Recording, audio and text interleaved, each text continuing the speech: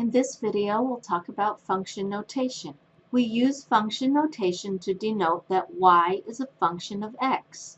So we write it like this, y equals f parenthesis x. So the way we would actually read that is y equals f of x. This notation means that y is a function of x, or that y depends on x. For this reason, y is called the dependent variable and x is called the independent variable. So think of dependent variable as output and independent variable is the input. When we evaluate functions, we're going to look at function notation, such as example 1. Let f of x equal 7x minus 3x plus 1. In order to determine f of 1, that means we're going to substitute 1 for the x value back in the function. So it would look like f of 1 equals 7 times the quantity of 1 squared minus 3 times 1 plus 1. So anywhere I saw that variable of x in the function, I'm substituting the given value, positive 1. On the left side, this function notation f of 1 is simply function notation. We're not doing anything with f of 1 except copying it each time. Remember, that is not multiplication. It is function notation. It tells us we are evaluating the function when the x value is 1. Now think back to order of operations. We need to do the exponent portion first. So that means 7 is multiplied by 1, because 1 squared is 1. And then we have negative 3 times 1, that's negative 3. And plus 1 is our last term. Now we need to do multiplication before we do any addition or subtraction. So f of 1 is equal to 7 times 1, which is 7, minus 3 plus 1. So 7 minus 3 would give us 4, plus 1 more would give us 5. We can represent this answer now as an ordered pair. The input value was positive 1, so that would be our x value, or independent variable. The output was our answer of 5, so that's the y value. I can represent my answer as the ordered pair 1, 5. Let's determine f of negative 2. So the function will be evaluated with an x value of negative 2. That means 7 times the quantity of negative 2 squared minus 3 times negative 2 plus 1. So I do the exponent first. That means 7 will be multiplied by the quantity of negative 2 squared. So that means negative 2 times negative 2, that's positive 4.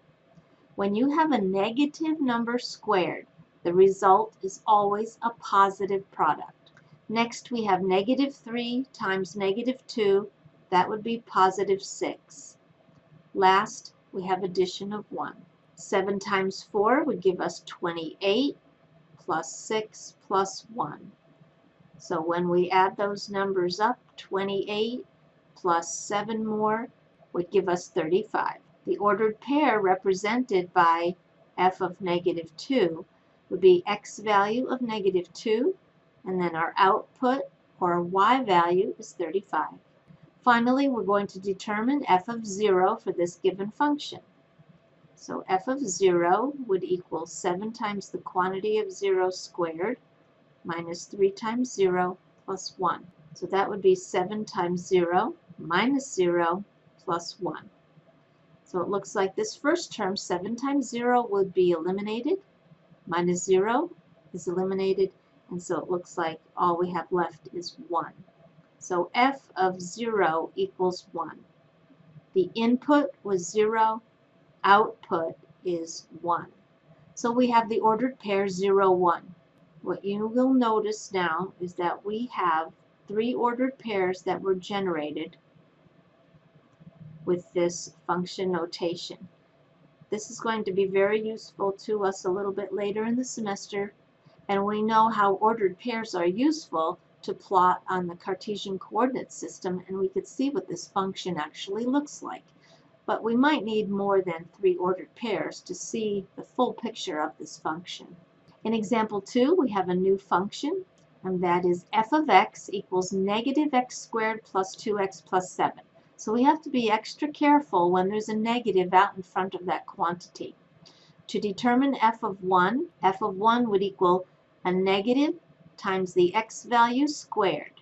So I'm automatically going to place a parenthesis set any place where I have my variable x. So you can see that the negative is outside of the parenthesis, not included with the 1. Next we have plus 2 times the x value of 1 plus 7. So when I start to evaluate, positive 1 is what we square. The negative outside is not part of the squaring. So I have to keep that negative, and it's now multiplied by 1 squared, which is 1. So that final product does turn out to be a negative 1. Next, 2 times 1 is positive 2, and we're adding 7 at the end.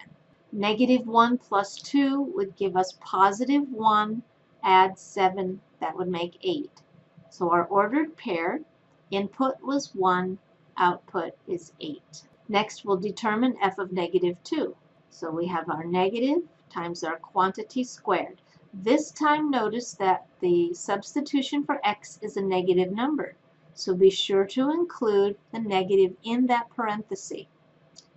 Then we have plus 2 times the x value of negative 2, add 7 last. So we keep the negative that is outside of the quantity, square that quantity of negative 2. Negative 2 times negative 2 would make positive 4. Next, 2 times negative 2 would be negative 4. Last, we're adding 7. Negative 4 minus 4 would give us negative 8 plus 7. So that total is negative 1. That's our output. So the ordered pair we generated had an input of negative 2 and an output of negative 1. Finally, we'll determine f of 0. With f of 0, we'd have a negative times the quantity of 0 squared plus 2 times 0 plus 7. So we know that 0 squared is 0. 0 multiplied by this negative 1 is still 0. That term eliminates. 2 times 0 eliminates. So it must mean that f of 0 is equal to 7. The ordered pair generated here had an input of 0 and an output of 7. In this last example, we're going to determine function values from a graph. In example 1, we're looking for f of negative 2. Remember, with this notation, it is f of x. So that tells us the x value must be negative 2. So looking at the x-axis on this graph, negative 2 is located right here. We can see the ordered pair is given as negative 2, 0. So negative 2 is our input, 0 is our output. So when we evaluate f of negative 2 by looking at the graph, that simply means find the x value of negative 2. What is the corresponding y value? Next, f of 1/2. Well, that might be a little more difficult to look for because we're counting by ones on this graph. So f of 1/2 would be this dashed line, and we are not given the ordered pair. So notice we do have the equation. We can do a substitution like we did on our last example. So let's write this a little bit larger. Y equals 2x plus 4. That's what's given to us. So if we're looking for f of 1/2, our x value is 1/2. So when we make the substitution, that means y equals 2 times 1/2 plus 4. 2 times 1/2 could be 2 over 1 times 1/2. Well, look at the reducing here. Everything in this first term reduces to 1, so 1 plus 4 means the y value is 5. So f of 1/2 equals 5. F of 2, here's an x value of 2, and we can see that's already a given ordered pair on the line, so that corresponding output is 8. So if you have the actual equation given, you can use the substitution technique, and that's what we had to do for f of 1/2. But when your x value is actually given as an ordered pair on that line, you can simply use the output that's already given. For the next example, we're going to determine these function values using the given parabola. F of -2 means x value is -2. So here's an x value of -2, and it looks like I need to go up 5 units. So I could name this ordered pair -2, 5. So that means the corresponding output or y value is +5. F of 0 means I'm looking for the x value of 0. And we go down, here's where we find it at -3. So 0 for x, go down 3 for y. The output is -3. Looking for f of 3, you can see it's right here on the graph. So we went 3 units to the right, but then we didn't need to go up or down anywhere. So 3 units to the right corresponds with 0 for the y value. Now we'll talk about finding function inputs. In example 1, we're going to solve f of x equals 0. So if we're given the function f of x equals -3x plus 9, that means we are setting the whole function equal to 0. So f of x is replaced with 0 and set equal to -3x plus 9. Notice this time we were given the output of the function. In the last several examples, we had the input of the function. So if our f of x is set to 0, that says the output is 0. If we solve this equation now for x, we could find the corresponding input. As far as an ordered pair is concerned then, if output is 0, that means the y value is 0. If we solve for x, we'll be able to find the input that corresponds with that output value of 0. So I'll start by subtracting 9 from each side of the equation. -9 now equals -3x. Just using our properties of equality, I can see division of -3 would solve for x. -9 divided by -3 would make +3, so +3 is our x value. That's going to be substituted in the ordered pair, so 3 is the input, 0 is the output. In example 2, f of x equal to 0 means the output is now 0, equal to the function x squared minus 9x plus 14. Notice this is a quadratic or a second degree x, so we'll need to use some factoring technique to solve for x to get the input. Again, we're thinking of output is 0, what is the input? And since it is a power of 2, we're probably going to have 2 ordered pairs. So that means 2 different inputs for x. So let's see. X squared is a perfect square. Unfortunately, 14 is not. So we'll probably have to go to sum and product in order to factor this problem. So sum, remember, comes from the middle term, -9. Product would be 1 times 14. So that would be 14. Let's try 2 times 7. 2 times 7 makes 14, but when I add 2 plus 7, I get +9.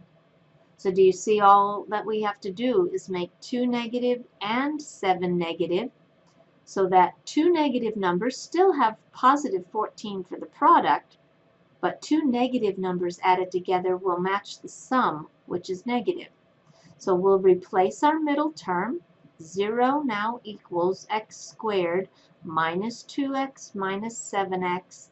Keep +14 for that last term, and we're ready for grouping. So even though we've talked about factoring in a previous lesson, You'll see how important it is now that we're dealing with functions.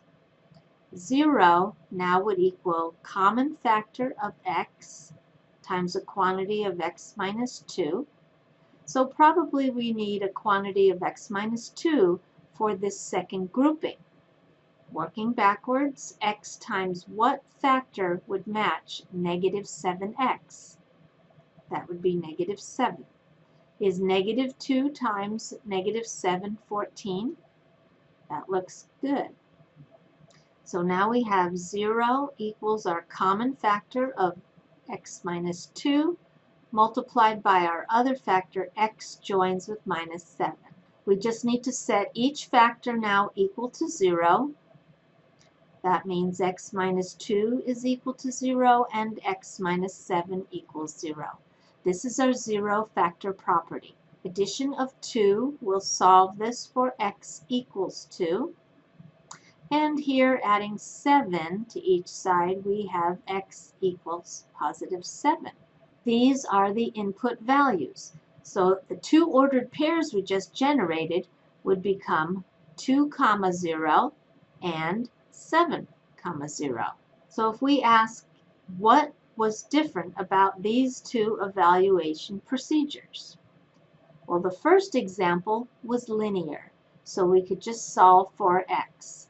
But the second example was quadratic. It had this power of 2, so we had to use factoring.